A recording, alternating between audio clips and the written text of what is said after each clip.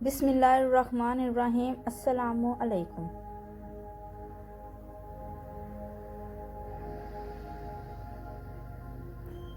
आज की वीडियो में हम आपको रमज़ान की तैयारी के लिए आसान टोटके बताएंगे। रमज़ान में इस्तेमाल किए जाने वाले कामयाब टोटके। समोसे।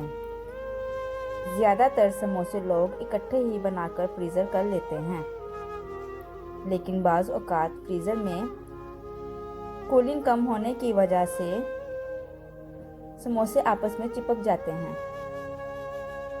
इस मसले के हल करने के लिए समोसे बनाने के बाद फ्रीज़र करने से पहले इन पर थोड़ा सा मैदा छिड़कते हैं या कॉर्नफ्लोर भी छिड़क सकते हैं। ऐसा करने से समोसे बिल्कुल भी नहीं जुड़ेंगे और खस्ता भी रहेंगे और काफ़ी अरसे तक महफूज भी रहेंगे।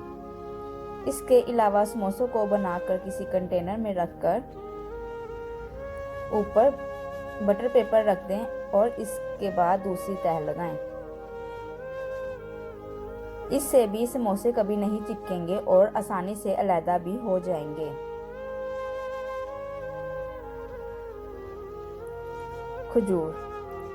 खजूरों को सर्व करने के लिए इनको दरमियान में से काट कर गुठलियां अलग करके रख दें और बीच में एक बादाम रख दें। इसको खाने से तमाम न्यूट्रिएंट्स भी मिल जाएंगे और ग़िज़ाई कमी भी पूरी हो जाएगी।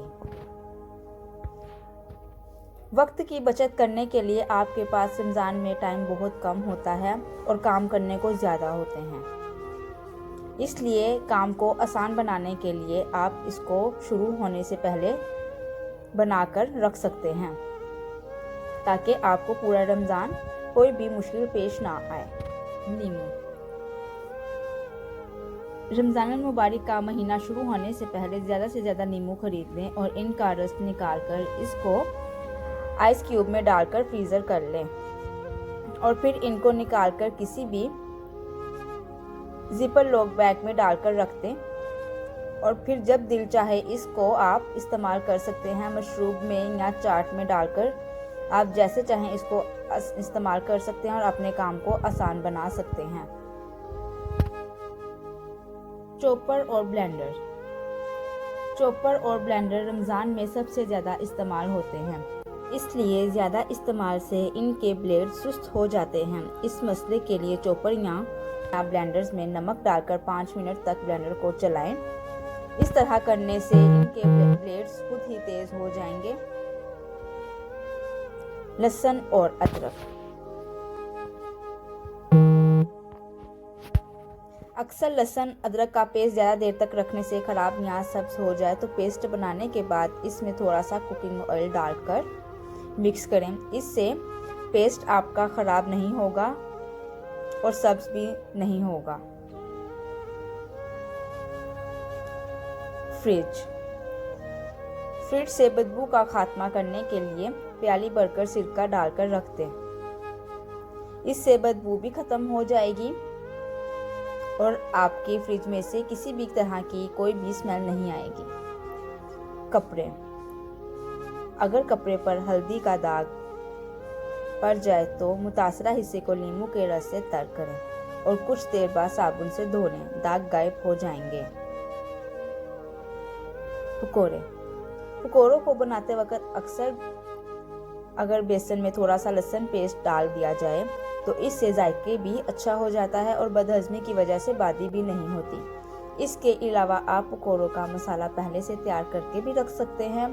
पकौड़ों का खुश्क मसाला बाज़ार से भी आपको किसी भी अच्छी कंपनी का खरीद सकते हैं। इससे आपको टेस्ट डेवलप करने में भी आसानी होगी और आपके पकौड़ों को भी बनाने में आपको बहुत आसानी होगी। फ्रूट चाट का जायका मुनफरिद बनाने के लिए आप इसमें थोड़ा सा माल्टे का रस भी डाल सकते हैं, नींबू भी निचोड़ सकते हैं और फ्रेश क्रीम का भी इस्तेमाल कर सकते हैं। ऐसा करने से चाट के जायके में इजाफा होता है। पराठा बनाते वक्त बाज़ लोगों से आटा सख्त हो जाता है या पापड़ बन जाता है। इस मसले के हल के लिए आटा गूंथते वक्त आप इसमें 1 चम्मच घी और 1 चुटकी नमक डालकर गूंदें। इससे आपका पराठा ज़बरदस्त तैयार होगा पराठे को ना तो ज़्यादा आंच पर पकाएं और ना ही बहुत ही कम आंच पर, बल्कि मीडियम फ्लेम पर पकाएं। इससे आपका पराठा ना तो सख्त बनेगा और ना ही आपका पराठा जो है वो पापड़ जैसा बनेगा और बहुत ही मज़ेदार सा पराठा आपका बनेगा। वीडियो को आखिर तक देखने का बहुत बहुत शुक्रिया।